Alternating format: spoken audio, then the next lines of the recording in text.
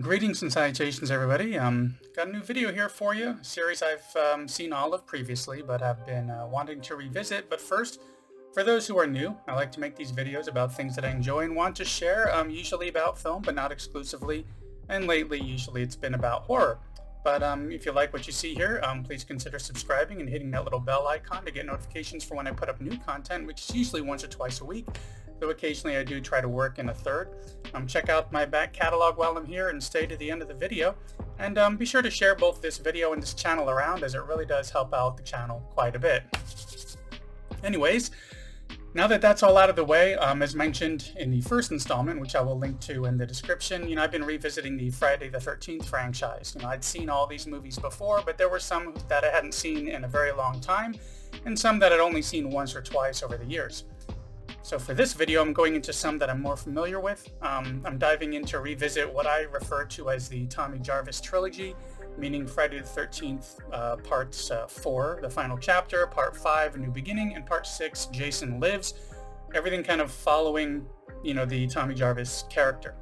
So of course the first one, he was in part 4, the final chapter. So we had Corey Feldman playing Tommy Jarvis, a kid who lives kind of in the vicinity of Camp Crystal Lake with his mother and his sister. Some kids are visiting town, one of them of which is played by Crispin Glover, and we'll get into that in a moment. So they're visiting town and they wanted to rent the place next door, just kind of get away for a bit, let loose, party, get high, have sex, all the usual teenage 1980s horror movie stuff. And this also takes place immediately after the events of part 3, where Jason is presumed dead and taken to the morgue. However, he escapes. Wasn't dead after all. But, this is kind of rumored in the film to just be a theft, that somebody stole his corpse, but there's more kind of leaking out about what actually happened at the hospital, such as 2 hospital personnel either missing or dead. And this kind of tips off another character who comes into play by the name of Rob. That Jason must still be alive and is kind of wandering the area and working his way back to Camp Crystal Lake. So Rob is roaming those woods too. He's in that area actually hunting Jason. He's getting revenge for his sister, who was one of the counselors killed in Friday the 13th Part 2, a detail that I'd always missed previously when watching this film. So, this is also another one that doesn't have the camp, doesn't have counselors. It's just an interesting situation as Jason kind of hacks his way through everybody. And aside from some, great kills, such as this really cool one with a projector, as well as one in a shower, we get some characters that really stand out. Not just fleshing out the, Tommy Jarvis character a bit, letting us know more about him, this kid who's kind of obsessed with video games and making monster masks and so forth, but also a character that I lovingly refer to as Dead Fuck, played by Crispin Glover, who does basically one of the strangest and most spastic dance scenes I've ever seen. This is one of those dances that I fear someday somebody tries to do a flash mob on this, because it could get dangerous. Anyways, it's a much talked about, very strange scene, and he's a very weird character, but I think that's what's good about this, is all the characters, all these teenagers, everybody kind of stands out. But most of all, what I really like about this, so of course we get good gore, we get good violence, we get suspense and that 80s nudity, of course, but most of all, what I like about this is that Jason gets killed, not presumed dead, dead. Machete to the skull, sliding down it, then hacked up a bit more by Tommy as he goes kind of nuts. And Tommy had orchestrated this really strange way to distract Jason by buzzing off all of his hair and dressing up the way that he looked when he first drowned, I guess. But with that weirdness aside, it was awesome that, by the end, Jason is honestly 100% dead and Tommy is massively messed up from this major PTSD. And that's where it brings us into the next film. Kind of a troubled one in the series. It's part 5, A New Beginning, because this one also follows Tommy. But in this one, he's at what at the time was referred to as a funny farm. Basically, it's a mental health facility for some troubled youngsters, and run by a character played by Richard Young, who was later in Indiana Jones and The Last Crusade. But Tommy's having these major hallucinations. He's just survived such a massive trauma from seeing his, finding out his mother was killed and seeing all these other neighborhood kids get killed who were renting that house. So he's kind of recovering from this, but on the first day, one of the people at the facility flips out and kills somebody else with an axe. So that's definitely triggered him, and gradually, Jason is kind of making his way to the area. chopping his way through, including a character played by Vernon Washington, who played Otis in The Last Starfighter, and another character played by Shavar Ross, who I knew at the time was playing Dudley in Different Strokes. But, you know, a lot of people have issues with this film, and so do I, honestly. Not just for the common complaint, you know, that it was an imposter the entire time. The ambulance driver or paramedic guy, it was like his son, who he kind of kept in hiding in a way from being at this facility, was the one who was killed, and he's puts on the mask to kind of get revenge as a way to say it's not really him doing it, it's Jason.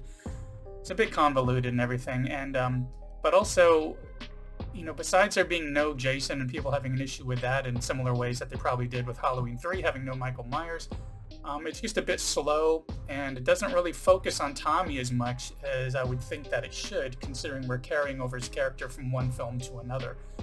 Also, we have a lot of situations where there's not as many kills, and the kills that we have, it seems like there was a lot of lead up, a lot of stuff implied, and then we see the aftermath. We're not seeing as much of the gory violence that we'd seen in previous films, at least in my opinion on that. But yeah, so the imposter is revealed, Tommy's even more messed up now, and then we move on to Friday the 13th Part 6, Jason Lives.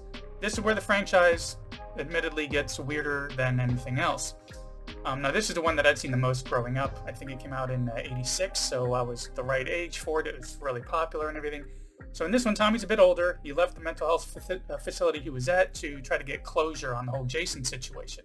So he wants to dig up his grave, stab him up some, make sure he's dead, set him on fire, burn the body. The thought being that if he sees that Jason really is dead and he's been burned up, he'll get that closure and he may be able to recover from all the nightmares and hallucinations he's still been having.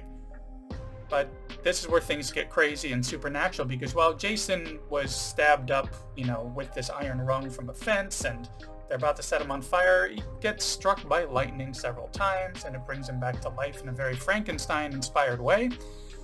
So we get the familiar story of Jason working his way through the woods, you know, to another camp where there's like a weekend camping experience for some kids there, getting people getting killed off. And where this one really stands out to me is that the production quality all around is a lot higher. I feel like we got a lot more gore. We got some Alice Cooper in the soundtrack. The violence was, you know, where it needs to be for this kind of film. And they worked in a bit more humor here and there. Not around Jason to kind of delegitimize any of that like we've seen in stuff like Nightmare on Elm Street, where a lot of people felt that by the time they got to Part 4, they were leaning into the comedy too much, making it less scary. This one, it's more about the victims and what they're dealing with and how they react to it is where we get a little bit more comedy. Not enough to throw it off. It's still, you know, ultimately a horror slasher film. But yeah, this one for me really holds up still after all these years. Is a very fun film, and it ends with Jason being defeated. You know, not necessarily confirmed dead, just defeated. He's been chained to the bottom of Crystal Lake, but of course at the end, slow pan in, his eyes open. He's still alive, so he will be back. And, but yeah, so it was a very interesting one for those three, you know, with the ones that I call the Jarvis ones, or the Jarvis Trilogy. I still think Part 4 is absolutely my favorite out of this, with Part 6 being a close second, only because I've seen it so many times that it's just felt overplayed to me. As for Part 5, I did go into it with a more open mind, but ultimately I still wasn't all that into it and feel like it's almost skippable since it didn't really dive into Tommy as much as I would have liked, but you know, hey, everybody's got their own opinion on Part 5. But anyways, yeah, so that's an interesting little revisit of those three, especially, you know, I did all three of those in one day, so that was kind of interesting to do all three of those in one sitting.